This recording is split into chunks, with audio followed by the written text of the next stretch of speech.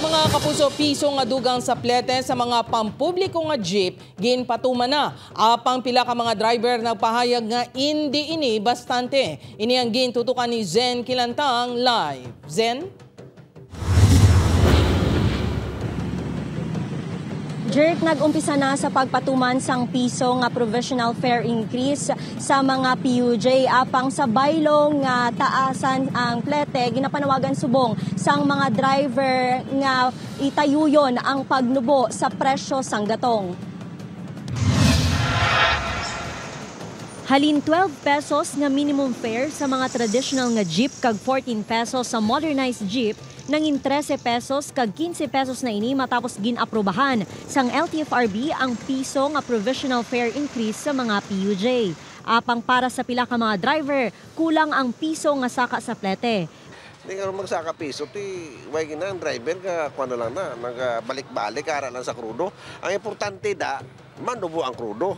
Para sa pasahero nga si Jerwin, dako na nga bagay ang piso nga saka sa plete. Ginakabalakan sini ang mangin domino effect sa mga nagapanguna nga balaklon.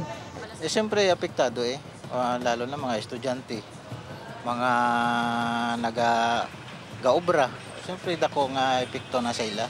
Samtang ginkasugtan sa mga drivers sang Jeepney Owners and Drivers Association of Dingle nga hindi anay magsukot sang duga nga piso sa mga sumalakay bangod wala pa sila nakakuha sang fare matrix sa LTFRB. Wala to na mo kung magdako nagiti mo itong pagkuha na mo. Pero pag parinyo na kami, gina-charge kita sa mo ng taripa nga na. Bayran nga na mo sa LTFRB. Pero kung waway kami gakuha. Apang ginklaro sang LTFRB nga wala sang bago nga fare matrix nga i-issue ang ahensya.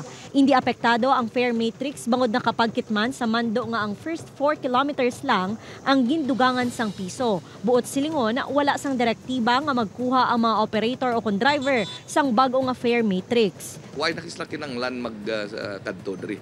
And if they charge on the basis of that order, wala sila sing ginpaskil nga notice sa ila sa lakyan, hindi sila makakulba, wala sila sing multa nga makuhaon sa amon nga ibalayran sa amon. Jert, sa LTFRB temporaryo lang ang provisional fare increase kaga anytime bawion ini sang ahensya sa tion nga maresolba ang petisyon sang transport groups angot sa ilang permanent increase sa pletehan sa mga PUJ.